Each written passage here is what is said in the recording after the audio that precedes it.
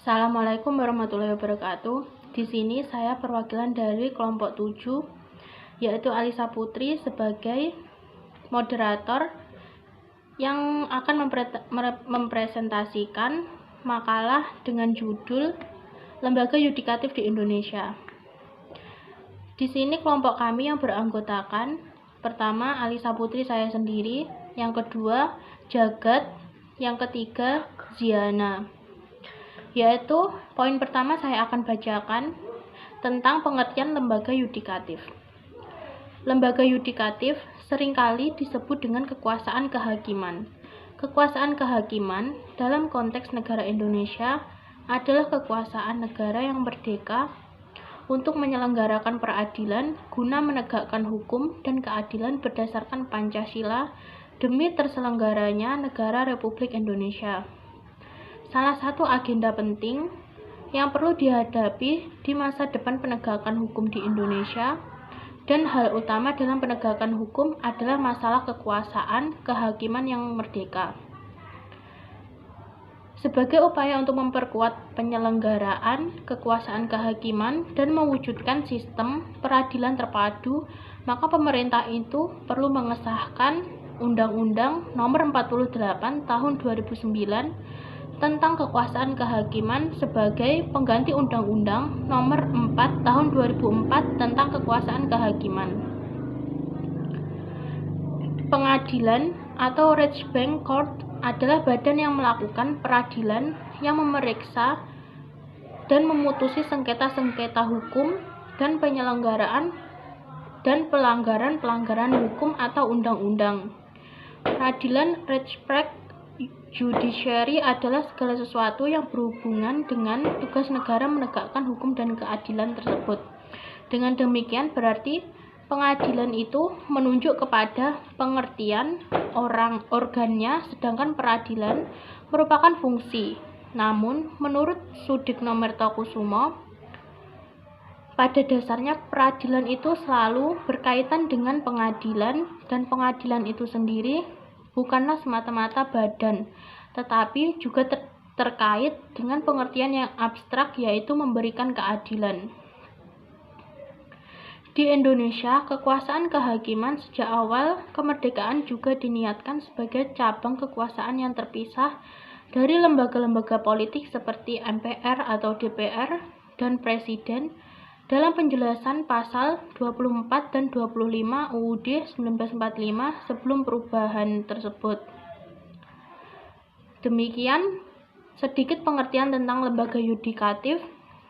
Pengertian yang lebih mendalam bisa para pembaca baca di makalah yang akan kami berikan. Selanjutnya poin kedua tentang lembaga yudikatif di Indonesia akan dijelaskan oleh Mbak Ziana. Baik, selanjutnya saya akan menjelaskan tentang lembaga yudikatif di Indonesia. Nah, amandemen Undang-Undang 1945 dilakukan sebanyak 4 kali dalam kurun waktu sekitar tahun 1999 sampai 2002. Nah, dalam 4 kali perubahan terhadap Undang-Undang 1945, untuk perubahan yang pertama dilakukan melalui sidang umum MPR. Lalu, perubahan yang kedua, ketiga, dan keempat dilakukan melalui sidang tahunan MPR. Nah, lembaga yudikatif biasa disebut dengan lembaga kehakiman. Nah, sebelum diakui amandemen terhadap Undang-Undang 1945, kekuasaan kehakiman atau fungsi yudikatif hanya terdiri atas badan-badan pengadilan yang berpuncak pada Mahkamah Agung. Lembaga Mahkamah Agung terdiri sesuai dengan prinsip independent of judiciary, yaitu diakui bersifat mandiri, dalam arti tidak boleh diintervensi atau dipengaruhi oleh cabang-cabang kekuasaan lainnya, terutama pemerintahan. Setelah perubahan ketiga Undang-Undang 1945 disahkan struktur kekuasaan kehakiman, negara Indonesia mendapat tambahan satu jenis mahkamah lain yang berada di luar Mahkamah Agung. Mahkamah baru tersebut mempunyai kedudukan yang setingkat atau sederajat dengan Mahkamah Agung. Mahkamah tersebut adalah Mahkamah Konstitusi. Kekuasaan kehakiman pada dasarnya tidak bisa terlepas dari konstitusi, yaitu Undang-Undang 1945. Pada hakikatnya, lembaga kehakiman yaitu suatu sistem yang lebih luas, yaitu sistem konstitusional yang berlaku di suatu negara yang menjadi lembaga-lembaga negara, fungsi, wewenang, serta tanggung jawab masing-masing lembaga tersebut dengan bagaimana hubungan negara dengan warga negara. Dengan melihat besarnya nomor mengenai bab dan pasal-pasal dalam Undang-Undang 1900 yang mengatur mengenai kekuasaan kehakiman, maka dapat disimpulkan bahwa di samping kekuasaan kehakiman, masih ada kekuasaan-kekuasaan lain yang ditentukan dalam Undang-Undang 1945. Dan dapat disimpulkan bahwa kekuasaan yang ada dalam Undang-Undang 1945 tertata dalam suatu tatanan yang sesuai dengan pandangan jiwa yang menguasai Undang-Undang 1945. Dalam konteks ini, Undang-Undang 1945 menempatkan kekuasaan kehakiman yang kaitannya dengan susunan ketatanegaraan. Kekuasaan kehakiman dalam konteks negara Indonesia, kekuasaan negara yang merdeka untuk menyelenggarakan peradilan guna menekankan hukum dan keadilan berdasarkan Pancasila demi terselenggaranya negara Republik Indonesia. Salah satu agenda yang penting yang perlu dihadapi di masa depan adalah penegakan hukum di Indonesia. Dan hal utama dalam penegakan hukum adalah masalah kekuasaan kehakiman yang merdeka. Baiklah, pembahasan selanjutnya yakni tentang tugas dan wewenang lembaga yudikatif di Indonesia.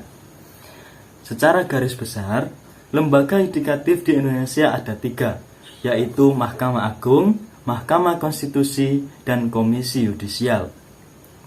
Mahkamah Agung memiliki badan peradilan yang ada di bawahnya.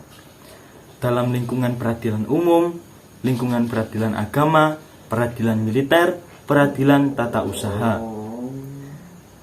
Mahkamah Agung mempunyai tugas dan wewenang untuk memutus sengketa tentang kewenangan mengadili antar badan peradilan di bawahnya, mengadakan peninjauan kembali atau PK terhadap putusan pengadilan yang telah memiliki kekuatan hukum tetap, melakukan pengawasan terhadap penyelenggaraan peradilan di semua lingkungan pengadilan di bawahnya, dan memutus pada tingkat pertama dan terakhir terhadap semua sengketa yang timbul karena perampasan kapal asing dan muatannya oleh kapal perang Republik Indonesia, serta memberi pertimbangan hukum kepada lembaga negara lain.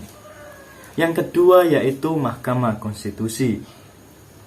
Mahkamah Konstitusi adalah lembaga negara baru dalam struktur kelembagaan negara Republik Indonesia yang dibentuk berdasarkan amanat pasal 24C Junto pasal 3 Aturan Peralihan Perubahan Undang-Undang Dasar 1945. Mahkamah Konstitusi adalah lembaga negara yang termasuk dalam menangani permasalahan ketatanegaraan berdasarkan otoritas Undang-Undang Dasar 1945 yang meliputi 5 perkara pokok, yaitu menguji konstitusionalitas undang-undang, memutus sengketa kewenangan lembaga negara yang kewenangannya diberikan oleh Undang-Undang Dasar, memutus pembubaran partai politik, memutus perselisihan dalam pemilihan umum, serta memberikan putusan atas pendapat Dewan Perwakilan Rakyat mengenai dugaan pelanggaran presiden atau wakil presiden dalam hal memakzulkan presiden atau wakil presiden. Profesor Jimli As-Siddiqi dan Nikmatul Huda menjelaskan bahwa pembentukan Mahkamah Konstitusi pada setiap negara memiliki latar belakang yang beragam, namun secara umum adalah berawal dari suatu proses perubahan politik kekuasaan yang otoriter menuju politik kekuasaan yang lebih demokratis. Lembaga negara yang ketiga yaitu Komisi Yudisial. Komisi Yudisial mempunyai kewenangan untuk mengusulkan pengangkatan Hakim Agung dan mempunyai kewenangan lain dalam rangka menjaga dan menegakkan kehormatan, keluhuran martabat, serta perilaku hakim. Komisi Yudisial beranggotakan orang-orang yang harus mempunyai pengetahuan dan pengalaman di bidang hukum serta memiliki integritas dan kepribadian yang tidak tercela. Dalam menjalankan tugasnya, Komisi Yudisial melakukan pengawasan terhadap Hakim Agung di Mahkamah Agung, hakim pada badan peradilan di semua lingkungan peradilan yang berada di bawah Mahkamah Agung, serta hakim Mahkamah Konstitusi. Sekian dari saya. Wassalamualaikum warahmatullahi wabarakatuh.